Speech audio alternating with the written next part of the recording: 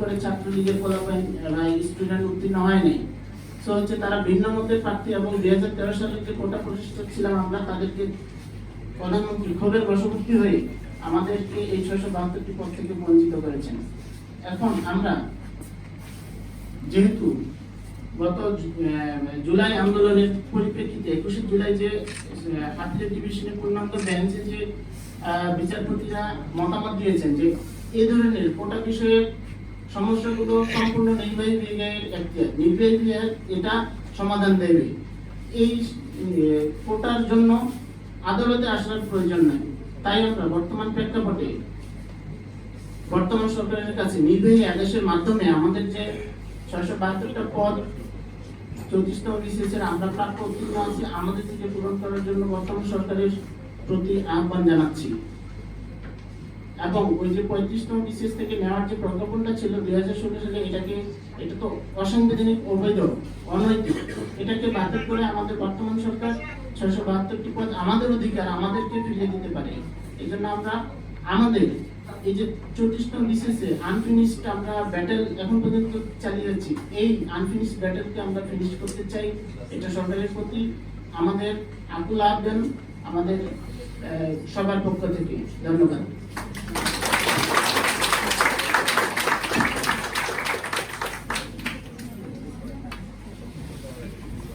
ধন্যবাদ ডক্টর তাফিজুল ইসলাম, আহ্বায়ক 25তম বিসিএস কোটা বৈষম্য শিক্ষার কেনার বঞ্চিত ফোরাম। আমরা এতক্ষণ যে পাওয়ার পয়েন্ট প্রেজেন্টেশনটা দেখেছি, সেখানে আমাদের 2013 সাল থেকে 2024 সাল পর্যন্ত আমাদের যতগুলো মুভমেন্ট রয়েছে একটা গ্ল্যান্স দেখেছেন। বাট এই একটা গ্ল্যান্স, এই যে একটা প্রেজেন্টেশন, এর ভিতরে কিন্তু অনেকগুলো কষ্ট, অনেকগুলো শ্রম, অনেক অনেক অনেক ইতিহাস জড়িত রয়েছে। তো আমাদের সাংবাদিক বন্ধুগণ, আপনারা তখনও যারা দেখেছেন, যারা এই কাভারেজ গুলো নিয়েছেন, তারা হয়তো এখানেও কেউ থাকতে পারেন। আমি আপনাদের প্রতি কৃতজ্ঞতা জ্ঞাপন করছি। আমি এই পর্যায়ে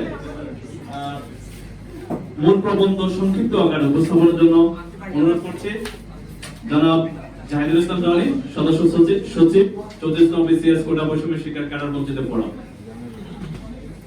আসসালামু আলাইকুম। সাংবাদিক ভাই ও বোনেরা, আসলে আক্ষেপণ করবো না, আপনারা ইতিমধ্যে অবহিত হয়েছে।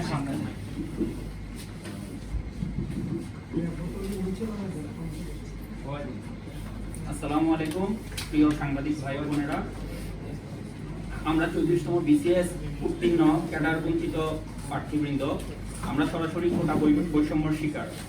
পিএসসি কর্তৃক 7/2/2013 এটা লাগবে, এগুলি একটু আপনার দিকে টানেন।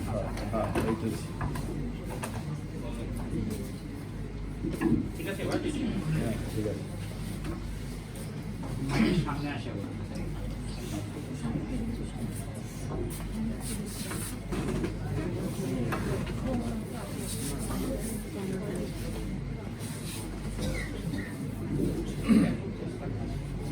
প্রিয় সাংবাদিক ভাই ও বোনেরা, আসসালামু আলাইকুম।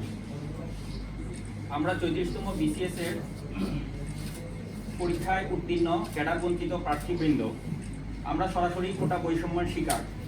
পিএসসি কর্তৃক 7/2/2013 তারিখে প্রকাশিত বিজ্ঞপ্তির প্রেক্ষিতে আমরা 34তম বিসিএস পরীক্ষায় অংশগ্রহণ করি এবং 34তম বিসিএস এর প্রকাশিত বিজ্ঞপ্তির আলোকে অংশগ্রহণ করে প্রিলিমিনারি, লিখিত ও মৌখিক পরীক্ষায় উত্তীর্ণ হই। গত 29/8/2015 তারিখে 34তম বিসিএস এর চূড়ান্ত ফলাফল প্রকাশিত হয়। চূড়ান্ত উত্তীর্ণ সকল ধাপে কৃতকার্য 8,763 জন প্রার্থী থেকে পিএসসি 2,159 জনকে বিভিন্ন ক্যাডারে পদে সুপারিশ করে। অবশিষ্ট 6,584 জন প্রার্থী কৃতকার্য হওয়ার ফলেও ক্যাডার পদে সুপারিশ করা হয়নি। অথচ 35টি বিভিন্ন ক্যাডার পদে কোটার জন্য 672টি পদ সংরক্ষণ পূর্বক শূন্য রাখা হয়। এই পদগুলো মেধার ভিত্তিতে নিয়োগদানের জন্য বর্তমানে প্রধান উপদেষ্টা বরাবর আকুল আবেদন করেছি। 34তম বিসিএস এর প্রকাশিত বিজ্ঞপ্তি এবং চূড়ান্ত ফলাফল বিশ্লেষণ করলে দেখা যায়, বিসিএস সাধারণ ক্যাডারে 5টি, প্রফেশনাল টেকনিক্যাল ক্যাডার পদে 111টি, এর মধ্যে এমবিবিএস সহকারী সার্জন 74টি বিডিএস ডেন্টাল সার্জন, 13টি ডিভিএম ভেটেরিনারি সার্জন, 14টি পদ শূন্য রাখা হয়। সাধারণ শিক্ষা ক্যাডারের প্রভাষকের বিভিন্ন বিষয়ে মোট 288টি পদ এবং সর্বমোট ফলাফল বিশ্লেষণ করলে দেখা যায় 35টি ক্যাডার পদে 672টি পদ শূন্য রাখা হয়।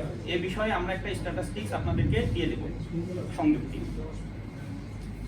অতঃপর এখানে একটা উল্লেখ্য বিষয়, 34তম বিসিএস এর পূর্বে 33তম বিসিএস এর ফলাফল বিশ্লেষণ করলে এবং 35, 36 ও 37 এরপর আরো 4টা বিসিএস এর ফলাফল বিশ্লেষণ করলে দেখা যায় এখানে কোনো কোটা সংরক্ষণ পদ্ধতি অনুসরণ করা হয়নি।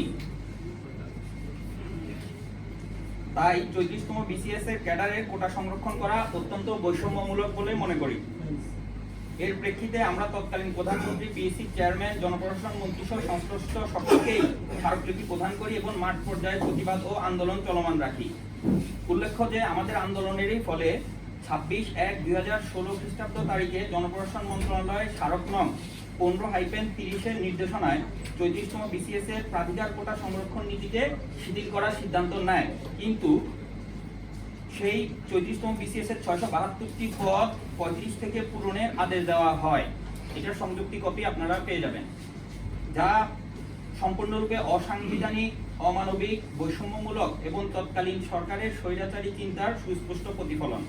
অথচ 672টি শূন্য ক্যাডার পদের বিপরীতে পর্যাপ্ত সংখ্যক প্রার্থী মেধা তালিকায় উত্তীর্ণ রয়েছে। তাই আমরা এই বৈষম্যমূলক ও অসাংবিধানিক আদেশটি দৃঢ়ভাবে প্রত্যাখ্যান করছি।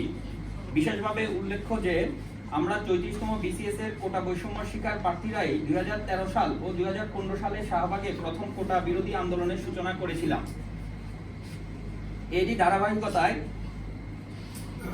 2018 সালের কোটা সংস্কার আন্দোলন এবং 2024 সালের বৈষম্য বিরোধী ছাত্র আন্দোলন তীব্রভাবে সংগঠিত হয়। এই আন্দোলনের মূল ভিত্তি ছিল কোটা প্রথার বৈষম্যের বিরুদ্ধে এবং পরবর্তীতে তা ছাত্র জনতার গণ অভ্যুত্থানের রূপ নেয়। বর্তমান সরকার বৈষম্যবিহীন সমাজ বিনির্মাণে অঙ্গীকারবদ্ধ। তাই মাননীয় প্রধান উপদেষ্টার কাছে আমাদের দুটা দাবি, আমাদের যে 34তম বঞ্চিত ফোরাম এটা বঞ্চিত, আমাদের দুইটা দাবি। 1 নাম্বার দাবি হচ্ছে নির্বাহী আদেশের মাধ্যমে জনপ্রশাসন মন্ত্রণালয়ের বৈষম্যমূলক ও অসাংবিধানিক যে আদেশ 26/1/2016 সালে দিয়েছিল 15-30 এই আদেশটি বাতিল করা, এবং 2 নির্বাহী আদেশের মাধ্যমে 34তম বিসিএস এর কোটার জন্য যে সংরক্ষিত 672টি পোস্ট ছিল এইসব পদগুলো মেধার ভিত্তিতে নিয়োগদানের সুপারিশ করা। তাই আমরা মাননীয় প্রধান উপদেষ্টা মহোদয়ের নির্দেশনার জন্য 34তম বিসিএস এর 672টি ক্যাডার শূন্য পদের বিপরীতে উত্তীর্ণ প্রার্থীদের থেকে মেধার ভিত্তিতে সুপারিশ প্রদান করে দেশ ও জনগণের সেবা করার সুযোগ প্রদান করতে আকুল আবেদন করছি। সবাইকে অসংখ্য ধন্যবাদ। আপনাদের কোনো